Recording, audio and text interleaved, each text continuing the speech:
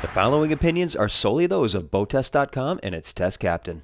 Hi, Captain Steve for BoatTEST.com, and today I'm on an all-new boat from Chaparral, the 297 SSX.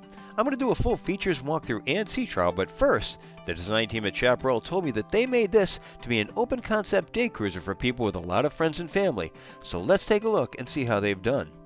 The cockpit, of course, is where we're going to be getting our first introduction to the usability of the 297 SSX, and the seating wraps around nearly all the way, including the two forward seats that can swing around to join the crowd.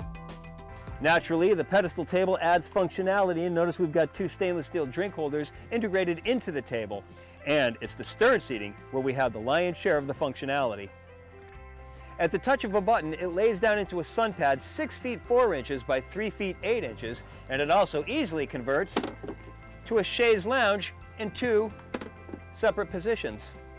And this can be forward-facing too. Of course, we've got a distinct comfort level in the cockpit area. Wraparound bolsters add to that. The seats, multiple densities of foam, plus we have differing materials along with double French stitching. Stainless steel drink holders, grab handle, and aft-facing speakers are tucked into the bulwarks. To the starboard side, there's a 35-quart carry-on cooler. Under the port side seating, plenty of storage. It includes a water toy inflator. I also like to see that the seats are hinged. Now the comfort level continues as we move forward to these seats, not so much double wide, but seat and a half width at 26 inches. Includes a single flip-up bolster, extra padding on the back with differing materials and diamond stitching, custom embroidery, and notice the adjustments are on the side, easy to spot rather than having to hunt around underneath the seats.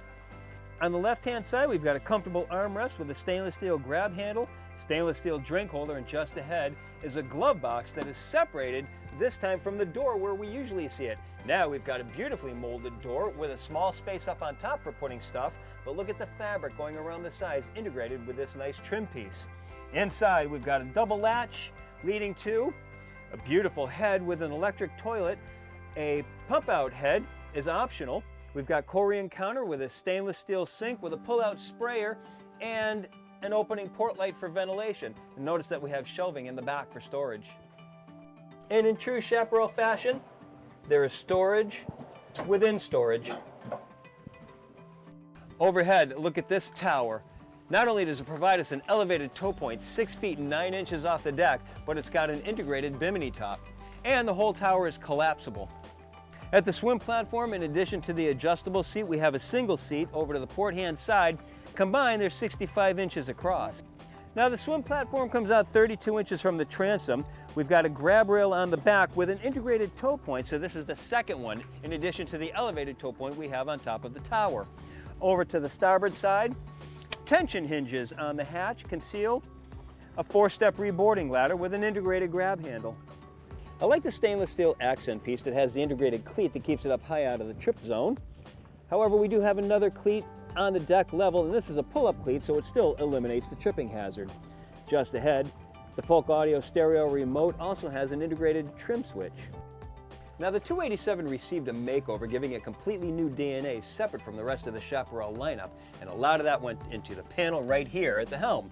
It starts with the soft touch dash on top of the panel, which has two 7-inch screens. Now, these are integrated with the engine, so they can both give you gauges, moving map, and sonar, and we can swap back and forth from one to the other. And also notice how they're slightly beveled to give us a better field of view.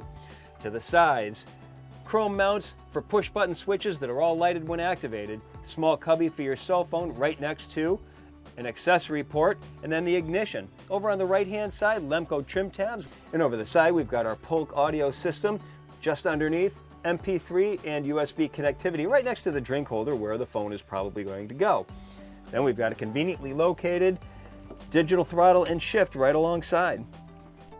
The steering wheel is a custom wrapped model, and notice the logo in the center is free floating, so no matter which way the wheel is turned, it always points up, and the entire wheel is mounted to a tilt base.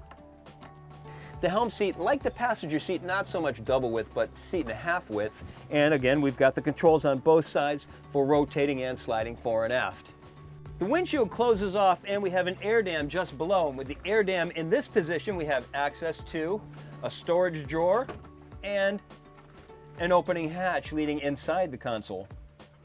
With the windshield opened up and the air dam closed off, now we can access the roomy bow and just look at the spaciousness and the safety level here. It starts with the usual bow rider configuration of 2 lounge seats, but notice how the seats curve down as it meets the bottom. Plus, we have 2 flip-up armrests, one to port and one to starboard. The upscale features continue with multiple densities of fabric, diamond stitching, again the flip-up armrest. The safety factor comes into play where we have 20 inches above the seat to the top of the bolster. These bolsters wrap all the way around the bow, and as we move forward, we've got a removable cushion leading to a step up to the foredeck. Underneath that step, we have an integrated cooler that is self-draining. A convenient grab rail is above the seats, storage is below. And naturally, we can transfer the side-mount pedestal table to the bow to increase the functionality of this area as well. Chaparral also did a nice job with placement of the courtesy lighting. At the foredeck, 2 6-inch pull-up cleats to either side of a hatch that lifts on tension hinges to hold it in position. Underneath is a Lumar windlass with access to the side to get to the road. The road leads out to an anchor roller. The anchor is mounted through the stem. We have a safety chain, and there's a cleat to secure the road to. A wrench is alongside so we can manually operate the windlass, and 2 control switches are just alongside. Fully forward, the nav light rotates into position. And finally, the engine compartment is accessed from a switch at the helm controlling the electrically actuated hatch. Inside is the single 380 horsepower Mercruiser 8.2 with plenty of room to the sides for servicing. Engine start and house batteries are easily accessible and secured properly. The Chaparral 297 SSX has a length overall of 29 feet, a beam of 9 feet, and a draft of 38 inches.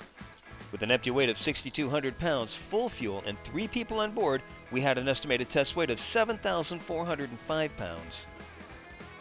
Now, admittedly, that's on the heavy side with 3 men aboard and full 100 gallons of fuel. The temperature was 86 degrees with winds blowing from 10 to 15 miles per hour, creating a light chop on the water. The top RPM we could get out of the 8.2 mag turning a Bravo 3 outdrive with 24 pitch prop sets was 4850 RPM. In those conditions and at that RPM, we recorded a wide open throttle speed of 48.1 miles per hour. However, when the Chaparral team subsequently tested the boat with 2 men aboard and half load of fuel on a 70-degree day with light winds, they recorded 50 miles per hour, and we think that under those conditions, those numbers are accurate. We recorded a best cruise at 3,000 RPM and 25.5 miles per hour. At that speed, the 12-gallon per hour fuel burn translated into 2.1 miles per gallon and a range of 191 statute miles, all while holding back a 10% reserve of fuel in the bank. As for her handling, with her extended V-plane hull that carries the running surface well past the transom, along with a flat running pad at the bottom, we reached planing speed in 4.1 seconds, accelerated to 20 miles per hour in 6.9, and 30 in 10.1 seconds, all with minimal bow rise. While we had calm conditions during the camera portion of our program, crossing back and forth across the wakes showed a smooth transition and a dry ride. In turn tests, she clings to the water like she's on rails, and we found her to be very responsive to the helm.